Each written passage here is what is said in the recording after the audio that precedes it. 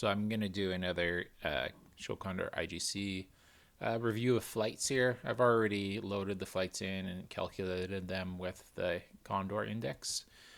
So they are scored. So for this one, I'm going to be looking kind of closely at my own flight.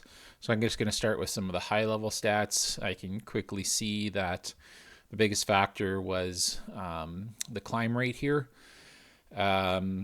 Something else I noticed interesting is that I was actually negative on the netto, which is really strange, particularly considering my final glide.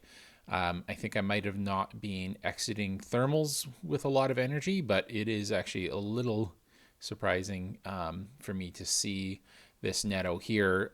In contrast with the LS4s, I think the polar is a little bit off because the LS4s always show a really good netto. And my detour is looking like it was fairly on par with a lot of the other detour. There's definitely some that had higher levels of detour. And so I'm going to take my flight. I'm going to take the two other gliders that I know I kind of flew with a little bit more during the race. So I want to compare against those. Plus, there are two gliders that are the same glider, same handicap. So it's probably the best ones for comparison purposes. Okay, so now that I got the tracks here, I'm going to set it to task time. I am going to first look at the summary. I'm going to put time compare on. This one's nice because on a race task, and you can do the time compare and see sort of a gain and loss of time comparatively. So just as kind of a quick glance at the summary stats to see if it gives me any extra information, I can see here that on the glide distance divided by the task distance, I can see this number was a little bit lower for myself, so likely drifting a bit more optimally with the thermals. The reason that this number is under 100 as well is because of the size of the sector. So these circular sectors, you get scored according to the distance to the center, but you actually fly a shorter distance because you just tag the outside of the cylinder. So that will always create a bit lower number. So I can see that that worked out for me. I'm really curious where he's getting some of these negative numbers on the netto. So you can see the first leg, it's looking like, yeah, it was not the best netto on there. And yeah, so the second leg, that one was, I'm not sure if I went under too much sink or if the air was actually bad on when I was flying on the side of the lake. I don't think that makes a big difference in Condor, but it's interested me to get this netto.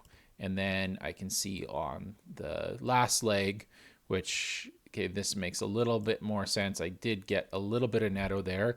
I'm surprised it is actually that still that low because I was bumping a lot of clouds. I went on an early final glide, which I think actually worked out and is something that separated me a little bit, but maybe we'll see that in a bit more detail as we start to play through the different sections here.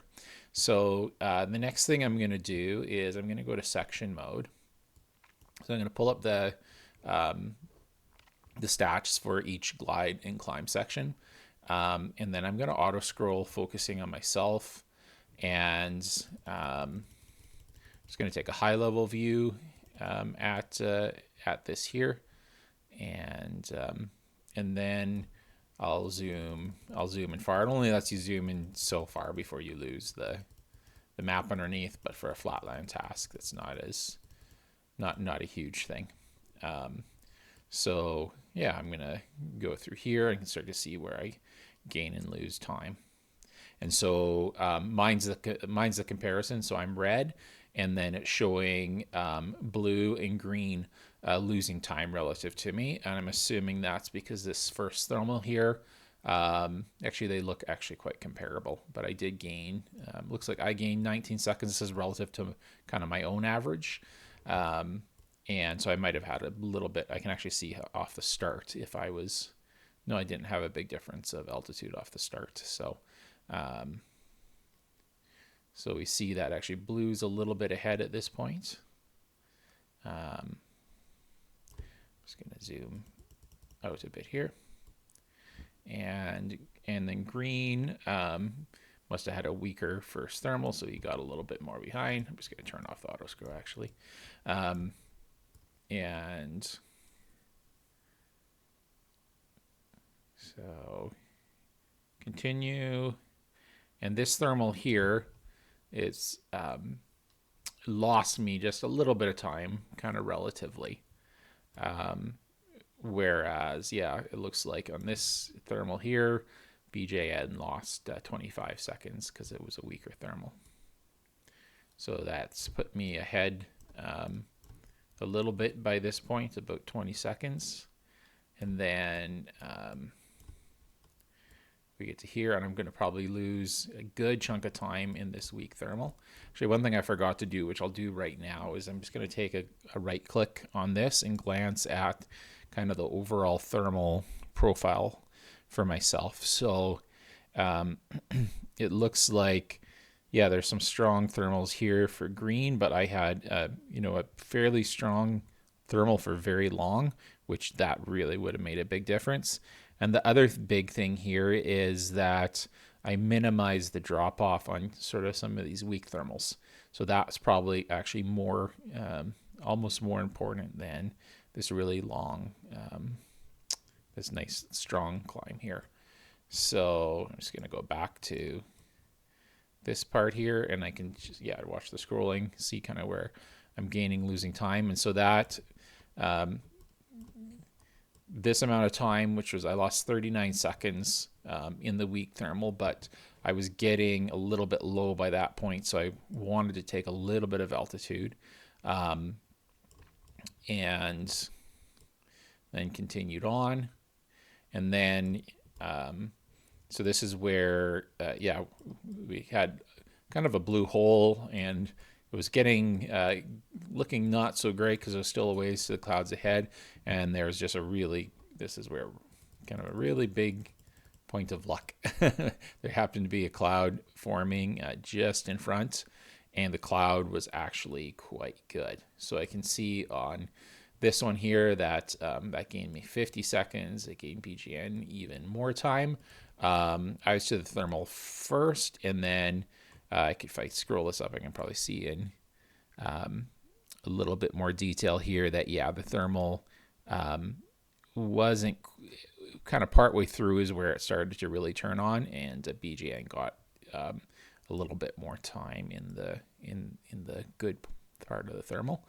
And I can also see here just some, what my bank is, what my speed is, my circling radius.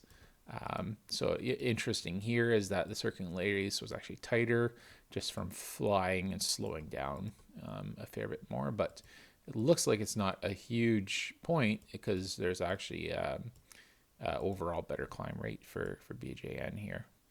And then that has me fairly neck and neck with BJN. And then we get to another one, and we definitely lose a little bit of time in this weaker thermal. And just gonna auto scroll this.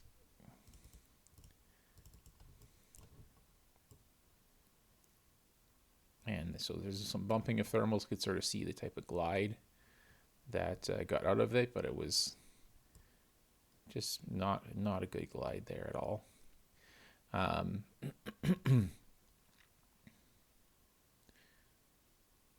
So a couple of circles there actually looks, that definitely costs a bit of time, more time to BJN than to myself.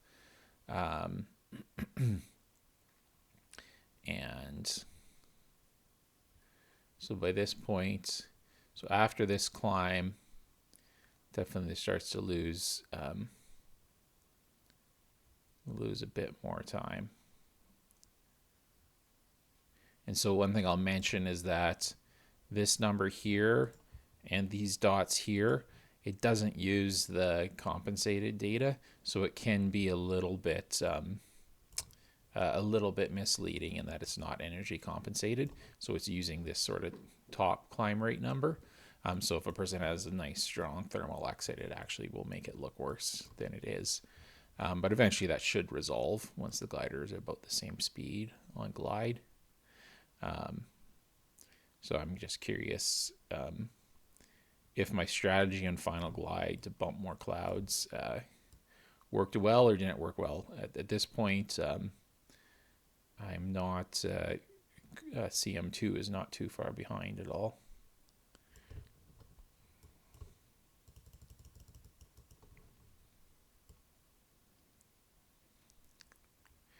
And yeah, it looks like he's pushing hard and getting lower. And then there's just a little bit of a bump up of a thermal, which didn't actually gain me that much time kind of relative to my other thermals, but it gave me a little bit more altitude. And that was enough to give me, by the end of things, looks about a minute of kind of extra energy was picked up kind of on the final, mostly on the final leg of things. Things were fairly close up to that point.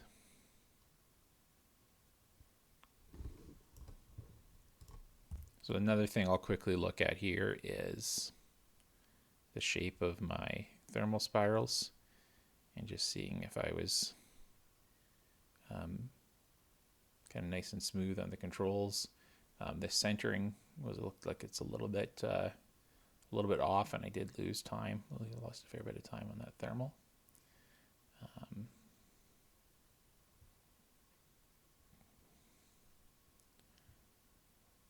But most other ones are looking not too bad.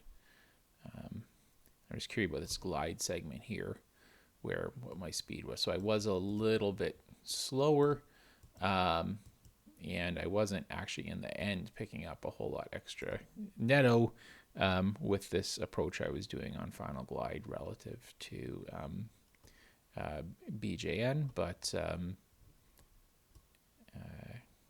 overall the final glide did seem to yield some extra time. And now I'll just take a look at blue, just get a sense of kind of comparison of the thermaling there. So definitely see quite a high speed on the thermaling. So it's actually creating a wider radius, even though the bank is fairly good.